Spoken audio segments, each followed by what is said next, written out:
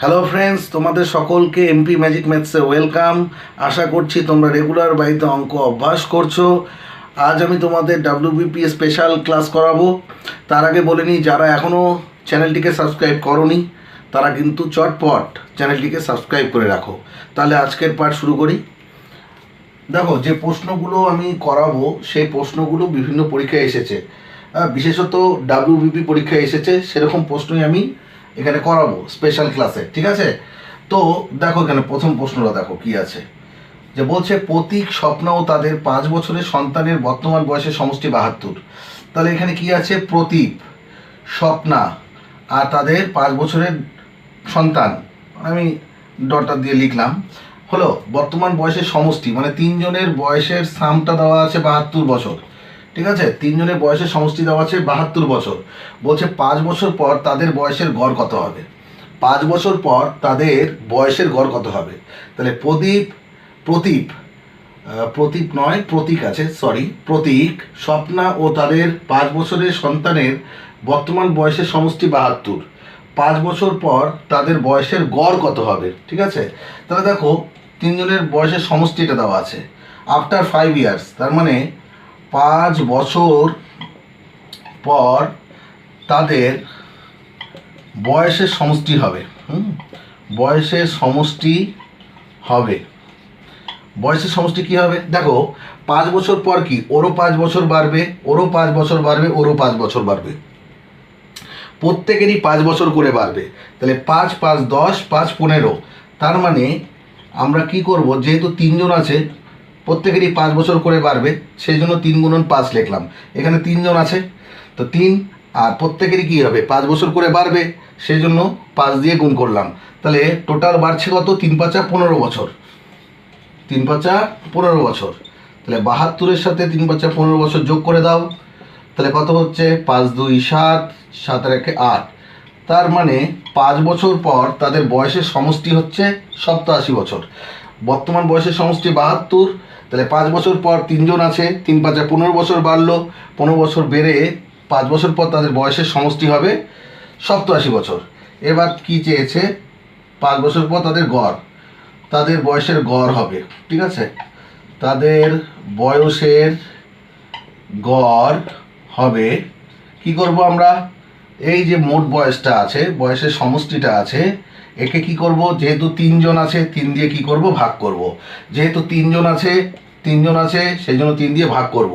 মানে গড় মান বলতে আমরা কি বুঝি? রাশিগুলির মান সমষ্টি বাই রাশিগুলির সংখ্যা। তাহলে এখানে সমষ্টি বলতে এখানে তোমাদের তিনজনের বয়সের সমষ্টি দেওয়া আছে, তাই জন্য উপরে লিখলাম। আর এখানে যেহেতু তিনজন আছে, 3 আমি নিচে লিখলাম। তাহলে আমাদের 3 দিয়ে এটাকে ভাগ করতে হবে। যদি ভাগ করি তাহলে কি হয়? 3 দুগুণে 6, 27, 2 আসা 27, 3 নং 27। তার মানে আমাদের 29 বছর আসছে। কত অ্যান্সার আসলো? 29 ইয়ার্স। তার মানে তাদের বয়সের গড় হবে 29 বছর। ঠিক আছে? তাহলে বর্তমান বয়স থেকে 5 বছর পর আমরা বয়সের সমষ্টিটা বের করে নিলাম। 3 5 15 বছর বাড়লো, তাহলে 5 বছর পর তাদের বয়সের সমষ্টি হচ্ছে এটা।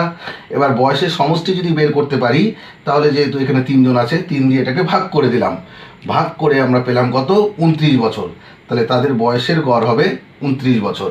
এরকম প্রশ্ন কিন্তু আসে, খুব মনোযোগ দিয়ে এটা দেখবে এবং বাড়িতে করবে এটা। ঠিক আছে? যাই হোক, আমি মুছে দিচ্ছি। নেক্সট প্রশ্নে আমি ঢুকে যাচ্ছি। এবার নেক্সট কোশ্চেন, সেকেন্ড কোশ্চেন, দুই অঙ্কের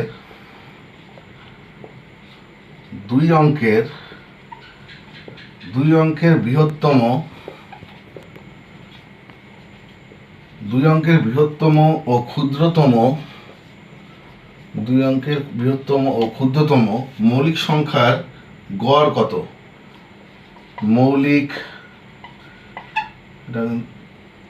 মৌলিক সংখ্যার গড় কত? ঠিক আছে? অপশান দিয়ে দিচ্ছি, 454, 55, 54.5 অ্যান্ড ডি নাম্বার অপশান হচ্ছে 55.5। তাহলে দেখো, এখানে কি বলছে, যে দুই অঙ্কের বৃহত্তম আর ক্ষুদ্রতম মৌলিক সংখ্যার গড় কত। তাহলে তোমাকে প্রথমে নির্ণয় করতে হবে 2 অঙ্কের ক্ষুদ্রতম মৌলিক সংখ্যাটি কত আর 2 অঙ্কের বৃহত্তম মৌলিক সংখ্যাটি কত। তাহলে প্রথমে এটা আমাদের কাজ করতে হবে, তাই তো। তো মৌলিক সংখ্যা কাকে বলে? যেসব সংখ্যা এক এবং সেই সংখ্যা ছাড়া অপর কোনো সংখ্যা দ্বারা কি হবে না, বিভাজ্য নয়। তাহলে আমরা কি বললাম, কি বুঝলাম, যে যেসব সংখ্যা এক এবং সেই সংখ্যা ছাড়া অপর কোনো সংখ্যা দ্বারা বিভাজ্য নয় তাদেরকে আমরা মৌলিক সংখ্যা বলি, তাই তো। তাহলে মৌলিক সংখ্যা কত থেকে স্টার্ট হচ্ছে বলো? 2 থেকে স্টার্ট হচ্ছে, কারণ 2কে 1 আর 2 ছাড়া অন্য কোনো সংখ্যা দিয়ে ভাগ যায় না। সেই জন্য ক্ষুদ্রতম মৌলিক সংখ্যাটা হচ্ছে 2। ঠিক আছে, তোমরা কিন্তু এটা মাথায় রাখবে, ক্ষুদ্রতম মৌলিক সংখ্যাটা কিন্তু 2। 2-এর পরে 3, 3-এর পরে 5, 5-এর পরে হচ্ছে 7, 7-এর পরে কিন্তু চলে গেল 11-তে। ঠিক আছে, 9 মৌলিক সংখ্যা নয়, কারণ 9কে 1 এবং 9 ছাড়াও 3 দিয়ে ভাগ যায়, তাহলে এটা যৌগিক সংখ্যা হয়ে গেল। আর মৌলিক সংখ্যা ডেফিনেশন কি? 1 এবং সেই সংখ্যা ছাড়া অপর কোনো সংখ্যা দ্বারা বিভাজ্য হবে না। ঠিক আছে, নিঃশেষে বিভাজ্য হবে না। তো এখানে বলছে 2 অঙ্কের বৃহত্তম মৌলিক সংখ্যা। তাহলে 2 অঙ্কের বৃহত্তম মৌলিক সংখ্যাটা কত হচ্ছে? বৃহত্তমটাকে পরে লিখছি, ক্ষুদ্রতমটাকে লিখছি।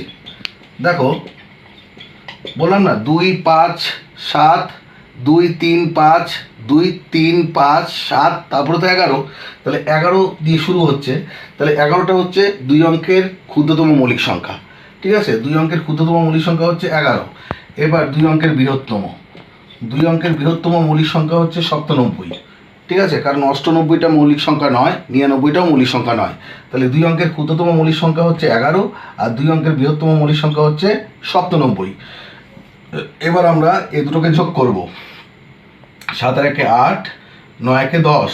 দেখো 7 আর 1 8, 9 1 10, তার মানে এদের সামটা কত বেরোলো, যোগফলটা কত বেরোলো? 108। এবার গড় মান বের করতে গেলে যেহেতু দুটো সংখ্যা 2 দিয়ে ভাগ করবে, ঠিক আছে, 5 দুগুণে 10, 4 দুগুণে 8, তার মানে এদের গড়টা কত বের হচ্ছে? তাহলে মৌলিক সংখ্যা দুটির গড় হচ্ছে 54। তাহলে 2 অঙ্কের বৃহত্তম আর ক্ষুদ্রতম মৌলিক সংখ্যার গড় কত হচ্ছে? গড় মানটা হলো 54। ঠিক আছে, কারণ মান সমষ্টিকে আমরা কি করি? রাশিগুলি সংখ্যা দিয়ে ভাগ করি। এখানে কয়টা রাশি আছে? 2টো। ঠিক আছে, সেই জন্য এটাকে 2 দিয়ে ভাগ করলাম, 2 দিয়ে ভাগ করে পেলাম কত ভাগফল? 54। তাহলে গড় মান কত হচ্ছে? 54। ঠিক আছে, এটা মুছে দিচ্ছি। এবার তোমাদের এই প্রশ্নটা কিন্তু অনেকবার এসেছে, এটা মাথায় রাখবে। ক্ষুদ্রতম মৌলিক সংখ্যাটি কত? ক্ষুদ্রতম মৌলিক সংখ্যাটি কত? ক্ষুদ্রতম মৌলিক সংখ্যাটা কত? কি বললাম আমি? 2। ঠিক আছে, কারণ 2কে 1 আর 2 ছাড়া অন্য কোনো সংখ্যা দিয়ে ভাগ যায় না, সেই জন্য 2 হচ্ছে ক্ষুদ্রতম মৌলিক সংখ্যা। এবার কোন সংখ্যাটি মৌলিক ও যৌগিক, মৌলিক ও যৌগিক কোনোটিও নয়? কোন সংখ্যাটি মৌলিক ও যৌগিক কোনোটিও নয়? মনে রাখবে অ্যান্সারটা হবে 1। 1 মৌলিকও নয়, যৌগিকও নয়। ঠিক আছে, কোন সংখ্যাটি মৌলিক ও যৌগিক কোনোটিও নয়? 1। অ্যান্সার হবে 1। এবার নেক্সট, তোমাকে যদি বলে ক্ষুদ্রতম যৌগিক সংখ্যাটি কত? ক্ষুদ্রতম যৌগিক সংখ্যাটা কত? ঠিক আছে, ক্ষুদ্রতম যৌগিক সংখ্যাটি কত? মনে রাখবে মৌলিকের ঠিক উল্টো হচ্ছে যৌগিক, মৌলিকের ঠিক উল্টো হচ্ছে যৌগিক। তাহলে দেখো, 1 তো মৌলিকও না, যৌগিকও না, 2 হচ্ছে মৌলিক সংখ্যা, 3 হচ্ছে মৌলিক সংখ্যা, তারপরে সংখ্যাটা কত? 4। দেখো, 1টাকে মৌলিকও ধরে না, যৌগিকও ধরে না, 2টা মৌলিক সংখ্যা, 3টা মৌলিক সংখ্যা, তাহলে ক্ষুদ্রতম যৌগিক সংখ্যাটা কত হচ্ছে? 4। কারণ 4কে 1 আর 4 ছাড়া 2 দিয়ে ভাগ যাচ্ছে, তাহলে ক্ষুদ্রতম যৌগিক সংখ্যাটি কত? 4। এটা কিন্তু মাথায় রাখতে হবে, ক্ষুদ্রতম যৌগিক সংখ্যাটা হচ্ছে 4। ঠিক আছে, তো আজকে এ পর্যন্তই ক্লাস রইল। নেক্সট ক্লাসে আরও কিছু ইম্পর্টেন্ট আমি প্রশ্ন নিয়ে আসবো, সেগুলো সলভ করব। তোমরা কিন্তু প্রত্যেকটা পার্ট দেখবে, ঠিক আছে। তো আমি অনেকগুলো পার্ট আমি পরীক্ষার আগে তোমাদেরকে করাবো, ঠিক আছে। প্রত্যেকটা পার্টই তোমরা দেখবে, প্রত্যেকটা পার্ট দেখে তোমরা বাড়িতে অভ্যাস করবে, ঠিক আছে। তো যাই হোক, তোমাদের যদি ভিডিওটা ভালো লেগে থাকে তাহলে অবশ্যই লাইক, কমেন্ট এবং শেয়ার করবে। তার সাথে যারা এখনও চ্যানেলটিকে সাবস্ক্রাইব করনি তারা কিন্তু অবশ্যই চ্যানেলটিকে সাবস্ক্রাইব করে রাখবে। নেক্সট ভিডিওতে আবার দেখা হচ্ছে। ভালো থাকবে সবাই।